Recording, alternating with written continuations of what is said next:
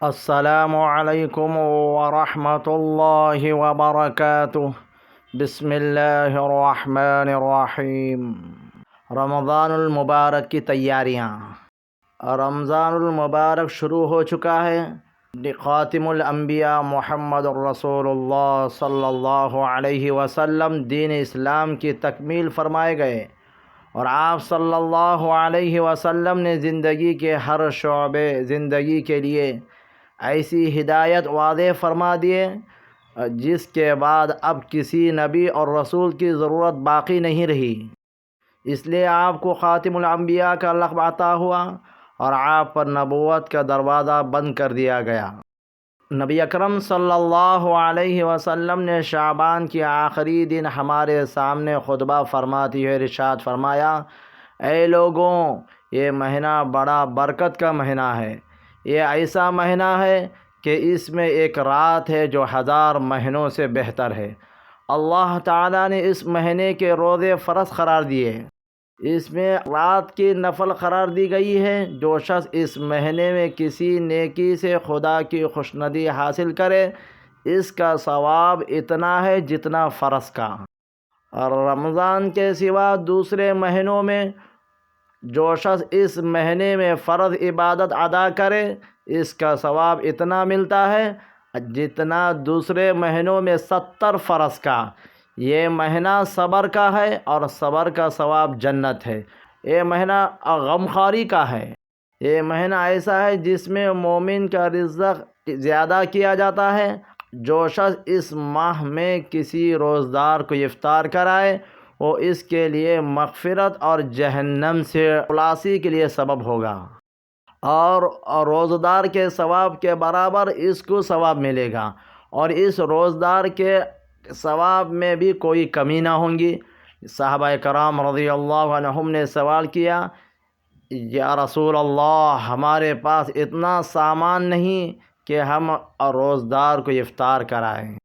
آپ صلی اللہ علیہ وسلم نے ارشاد فرمایا، اللہ تعالیٰ اس شخص کو بھی یہ ثواب عطا فرماتا ہے جو لسی کا ایک گھونٹ، یا پانی کے ایک گھونٹ، یا ایک کھجور سے کسی روزدار کو افطار کرائے، اور جو شخص کسی روزدار کو پیٹ بھر کر کھانا کھلائے، اللہ تعالیٰ اس کو میرے حوض سے ایسا سیراب کرائے گا، پھر کبھی اس کو پیاس نہ لگے گی، یہاں تک کہ وہ جنت میں چلا جائے۔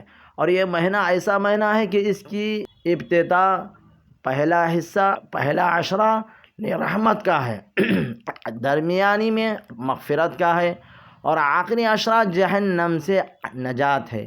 اور جس کسی نے اس مہینے میں روزدار سے کم کام لیا اور اس کے کام میں تخفیف کر دی، تو اللہ تعالیٰ اس کو بخشتا ہے، جہنم سے نجات دیتا ہے۔ اور روزے کی فضیلت پر شمار آیات و احادیث مبارکہ جس میں 700 گناہ ثواب تک کا ذکر ہے۔ اسی طرح ایک ایک حدیث مبارکہ میں اللہ تعالیٰ کی طرف سے خوشخبری ہے کہ روزدار کا روزہ میرے لیے ہے، اس لیے اس کا ثواب میں خود دوں گا۔ بہت ہی بد نصیب ہے اور بدبخت ہے وہ شخص جو رمضان مبارک پائے اور اچھے اعمال کر کے اپنی مغفرت نہ کرائے۔ انسان اپنے ذہن میں یہ سوچے، کہیں میں ان بد نصیبوں میں سے نہ ہو جاؤں، اس لیے سب سے پہلے اپنے سابقہ گناہوں کی توبہ کرے اور آئندہ کے لیے عزم کرے، وہ گناہ کی زندگی نہیں گزارے گا۔ روزہ صرف کھانے پینے یا خواہشات نفسانی سے روکنے کا نام نہیں ہے، بلکہ اپنے آپ کو تمام گناہوں سے پاک کرنے کا نام روزہ ہے۔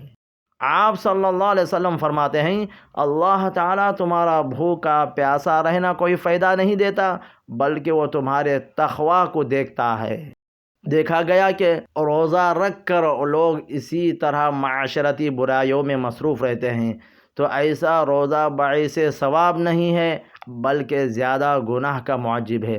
اس لیے روزہ رکھنے کے ساتھ ساتھ اپنے آپ کو تمام گناہوں سے محفوظ رکھا جائے۔ جھوٹ، غیبت، حسد، کینہ، رشوت، حقوق تلفی، گالی گلوچ، لڑائی جھگڑا ناجائز وغیرہ تمام سے اجتناب کرنا روزے میں زیادہ ضروری ہے۔ اس کے ساتھ اپنا زیادہ وقت عبادت میں صرف کیا جائے کہ کثرت ذکر اللہ، استغفار اور قرآن کی تلاوت کا اہتمام کیا جائے۔ اگر رمضان المبارک کا ہم نے اس طرح اہتمام کیا تو اس کے ثمرات ہماری زندگیوں میں انقلاب پیدا کریں گے، اور ہماری زندگیوں میں انقلاب پیدا ہوگا۔ اللہ تعالی رمضان المبارک کی برکات ہمیں نصیب فرمائے، آمین۔